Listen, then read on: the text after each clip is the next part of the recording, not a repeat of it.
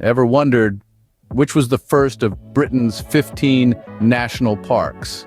It's the Peak District, designated on the 17th of April 1951. This marked the beginning of an enduring legacy, one that would inspire the creation of 14 more national parks across the country. The Peak District is no small feat of nature.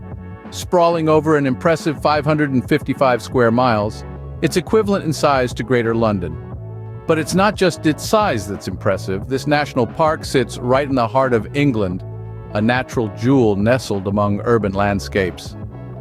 The Peak District's geographical location is unique, as it extends into 5 counties, each with its own distinct culture and history.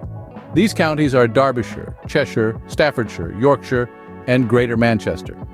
This diverse blend of regions offers a rich tapestry of experiences for those who venture into the peaks and dales of this national park. While its vast size and diverse landscape are certainly awe-inspiring, the Peak District's accessibility is another of its remarkable features. Situated close to bustling cities such as Manchester, Sheffield, Nottingham, and Derby, it serves as a tranquil retreat for city dwellers. A place where the hustle and bustle of urban life can be exchanged, if only for a while, for the serene beauty of nature.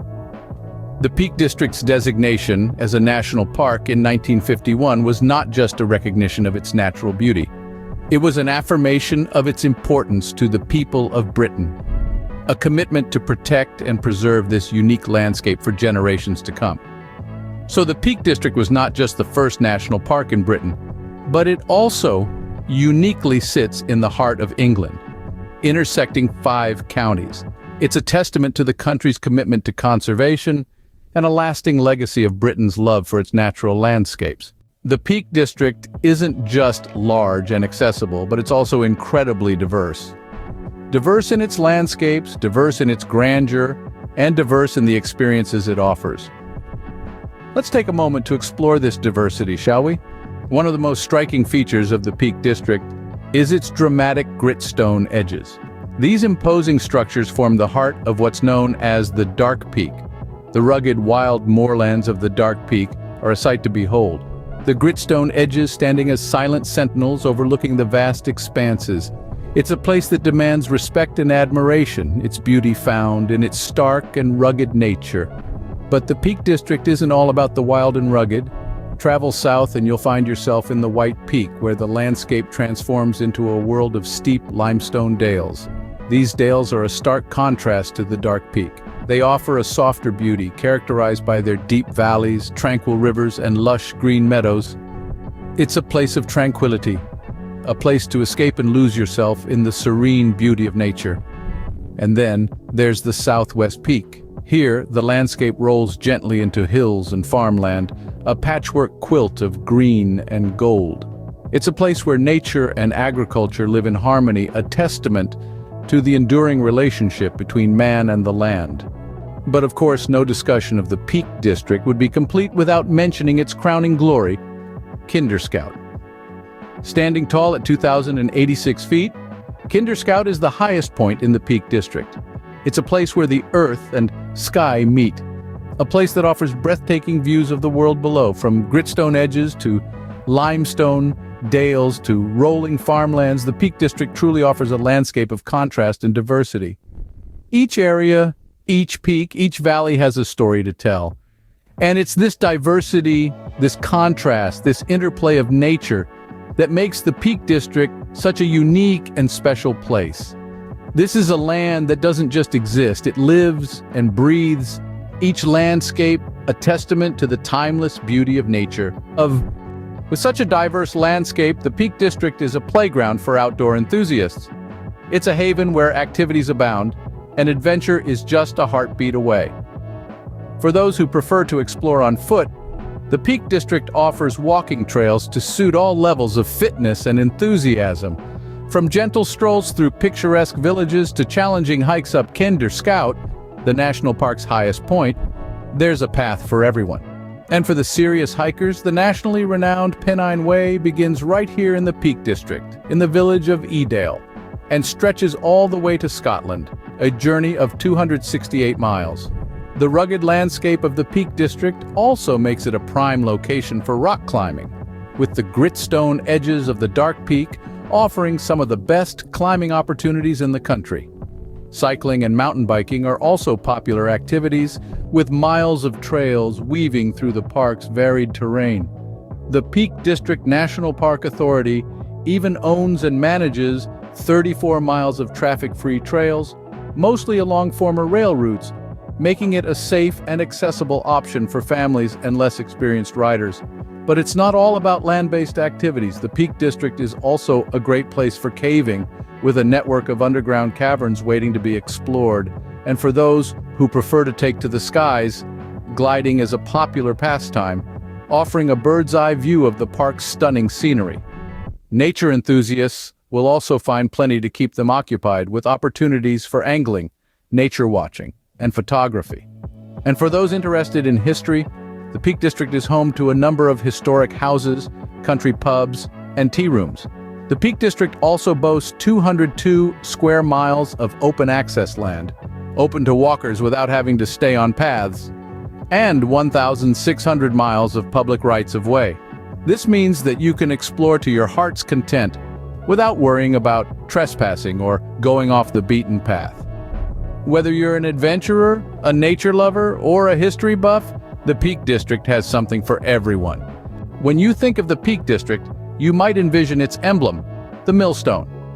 This humble stone is much more than a symbol. It's a tangible link to the region's rich history. The millstone has been a part of the Peak District's story for well over 1,000 years. Its basic form can be traced back to before the Norman conquest in the 11th century, with cornmills recorded in the Domesday Book of 1068. Imagine that. These stones have been a part of the landscape since the days of William the Conqueror. Quarrying for gritstone, the material used in millstone production, was first recorded in the 12th and 13th centuries. However, archaeological evidence suggests that the region's millstone production may have started as far back as the Roman period.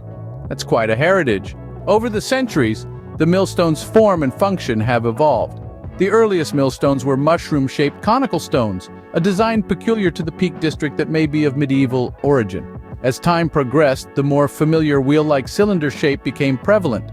These millstones were used to grind grains such as oats, barley, and rye.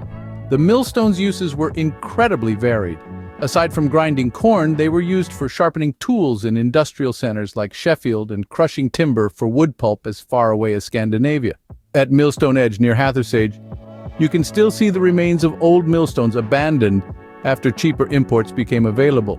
Today, the millstone is the proud emblem of the Peak District National Park. It features prominently in the park's boundary markers, which stand several feet high on key gateway routes into the national park. The millstone also takes center stage in the park's logo, a fitting tribute to its long-standing role in the region's history. So, the millstone isn't just a symbol, it's a testament to the rich history and enduring legacy of the Peak District. Today, the Peak District continues to be a cherished national park, welcoming over 13 million people each year. Its position in the heart of England, reaching into 5 counties, places it within an hour's travel time for an estimated 20 million people, making it one of the most accessible national parks in the country. The park's popularity extends beyond its immediate vicinity. Its vast network of trails, including 34 miles of traffic-free routes, draws in walking, cycling, and nature enthusiasts from all over the country and beyond. During the coronavirus lockdown, the number of people using these trails for exercise doubled to almost 4,000 a day, attesting to the park's importance as a refuge of tranquility and natural beauty during challenging times. The Peak District is also a key link in a much larger network of walking routes that crisscross Europe. The Transpennine Trail through the park is part of the E8 European Walking Route, a monumental path that stretches all the way to the Turkish border. That's a staggering 2,500 miles walk. This international connection underscores the Peak District's significance, not just as a local gem, but as a globally recognized site of natural beauty and outdoor adventure. But the Peak District is not just a destination for the present. It's a legacy for the future. The park's continued popularity is a testament to the enduring appeal of its rolling hills, steep dales, and impressive gritstone edges. It's a reminder of our collective responsibility to cherish and protect these natural landscapes, to ensure that they continue to inspire and delight visitors for generations to come. So whether you're a seasoned hiker tackling the Transpennine Trail, a family enjoying a leisurely bike ride, or someone simply seeking solace in nature, the Peak District National Park has something to offer. Its enduring charm and accessibility make it a favorite among nature lovers and outdoor enthusiasts alike. As we continue to appreciate and protect it, the Peak District will remain a treasured national park for generations to come.